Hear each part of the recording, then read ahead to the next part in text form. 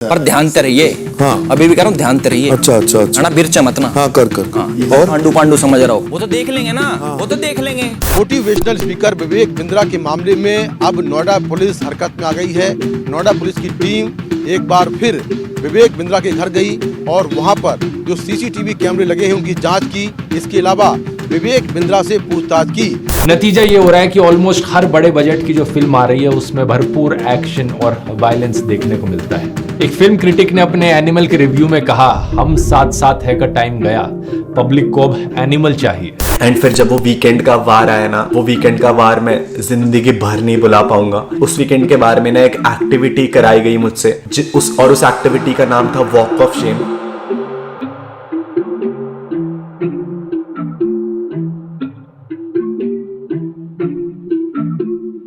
2023 finally and हो चुका है और ये 2023 का जो साल था ना, ये यूट्यूबर्स के लिए बहुत अजीब था। कुछ यूट्यूबर्स ऐसे थे जिन्होंने 2023 में बहुत पॉपुलैरिटी और बहुत फेम हासिल किया। Winner Abhishek is Elvish.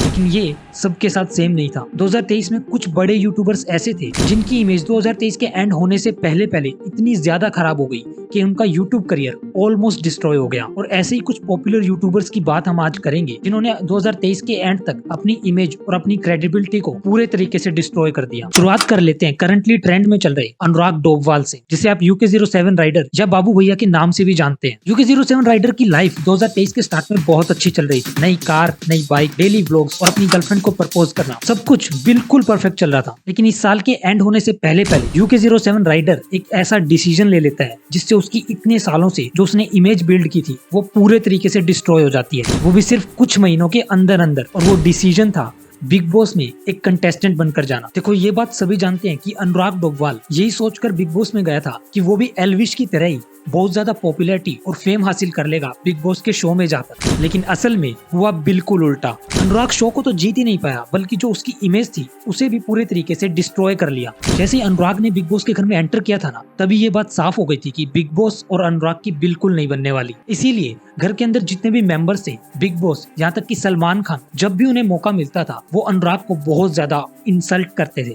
Whatever your army is ना, we've got the whole Hindustan as army. नहीं, मुनव्वर क्या कहा था इन्होंने, इनसे तो एक्चुअली बात ही नहीं करनी चाहिए। Next time when you put something on to me ना, be careful, be very careful. और उन क्लिप्स का यूज करके इंस्टाग्राम और दूसरे सोशल मीडिया प्लेटफॉर्म पर अनुराग के खिलाफ इतने ज्यादा मीम्स बनाए जाते थे कि उसकी इमेज पूरे तरीके से डैमेज हो गई। मैं बोल सकता हूँ सर?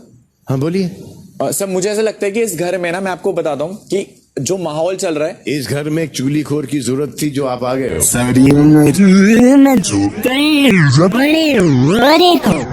अनुराग ने इतने सालों की मेहनत से जो कम्युनिटी में अपनी इमेज बनाई थी, बिग बॉस के कुछ महीनों में वो पूरी इमेज पूरे तरीके से खराब हो गई। और उसके बावजूद वो शो को जीत नहीं पाया, बल्कि एक अनफेयर एलिमिनेशन के जरिए उसे घर से बाहर निकाल दिया गया। अब बिग बॉस की बात चली रही है तो एक और कंटेस्टेंट जो बिग बॉस 17 में है उसके बारे में भी बात कर लेते हैं। मुनावर फारूकी। बिग बॉस 17 में एंटर करने से पहले ना, मुनावर बहुत पॉपुलर हो चुका था। Controversial stand up shows, lockup show का जीतना और सारी चीजों की वजह से मुनावर इतना ज्यादा पॉपुलर हो चुका था कि उसे बिग बॉस 17 में एंटर करने का मौका भी मिल गया। और एंटर करते ये साफ हो गया था कि शो के मेकर्स और सभी कंटेस्टेंट्स मुनावर को बहुत सपोर्ट करते हैं। लेकिन शो के बीच में कुछ ऐसी चीज होती है कि मुनावर ने जो अपनी इनोसेंट इमेज बनाई थी ना, वो पूरे तरीके से व्हाइट वॉश हो जाती है। और एक तरीके से मुनावर सबके सामने ओपनली नेशनल टेलीविजन पर एक्सपोज हो जाता है। जो आपको नॉन कमिटल होने का टैग दे रहे हैं। मैंने तो आपसे शुरू होने से पहले ही बोल दिया था कि आपकी अगर गर्लफ्रेंड किसी भी एंगल से इन्वॉल्व है, आप मुझसे दूर रहो। आपने बोला there is no sort of contact, there is no way that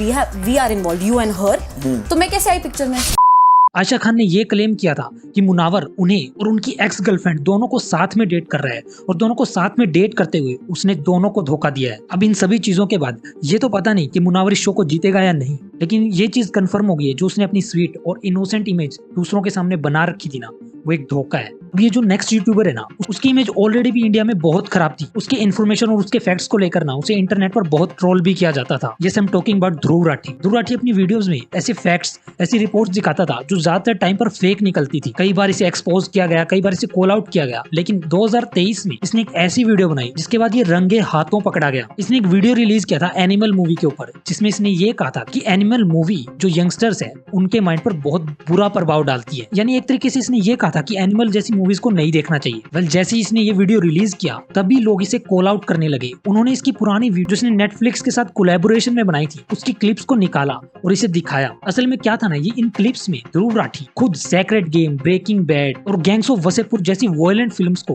बहुत ज्यादा प्रमोट कर रहा था। और लोगों ने ध्रुव राठी को ओपनली कॉल आउट किया कि वो इतने ज्यादा वायलेंस और न्यूडिटी वाली फिल्मों को प्रमोट कर रहा है जस्ट बिकॉज उसे नेटफ्लिक्स की वजह से पैसा मिला है, और एनिमल जैसी मूवी को लोगों को देखने से रोक रहा है। देखो, इससे पहले भी ना ध्रुव के खिलाफ ऐसे ही एलिगेशन लगते रहते थे। पॉलिटिकल पार्टी को सपोर्ट करता है और उसी के प्रोपेगेंडा को सपोर्ट करते हुए वीडियोस बनाता है, लेकिन आज तक इतने स्ट्रॉन्ग प्रूफ किसी चीज में नहीं मिले थे। सच बताऊं तो पहले मैं भी ध्रुव राठी को बहुत पसंद करता था, उसकी वीडियोस को बहुत देखता था, लेकिन मैंने भी कई ऐसी चीजों को देखा जहाँ पर ये साफ पता चल रहा था कि वो अपनी बात को रखने के लिए, अपनी बात के सपोर्ट में तो प्रूफ दिखा रहा है, लेकिन उसके जो काउंटर में प्रूफ मौजूद है उन्हें दिखाता ही नहीं था। मतलब एक तरीके से वो यही चाहता था कि जो उसके माइंड में जो इमेज बनी हुई है ना किसी चीज की, आप भी उससे अग्री करो। And now the winner of this list, इस आदमी को सीरियसली अवार्ड दिया जा सकता है इस चीज का कि अपना बना बनाया करियर कैसे खराब करना है। Yes, Vivek Bindra, I am talking about you. Vivek Bindra का करियर बहुत बढ़िया चल रहा था, आई मीन एक्सेप्शनल। यूट्यूब पर इतने सारे सब्सक्राइबर, इंस्टाग्राम पर फॉलोवर। पर वो कहते हैं ना कि जब इंसान की किस्मत खराब हो तो उसे ऊंट पे बैठे हुए को भी कुत्ता काट लेता है, और ये बात विवेक बिंद्रा पर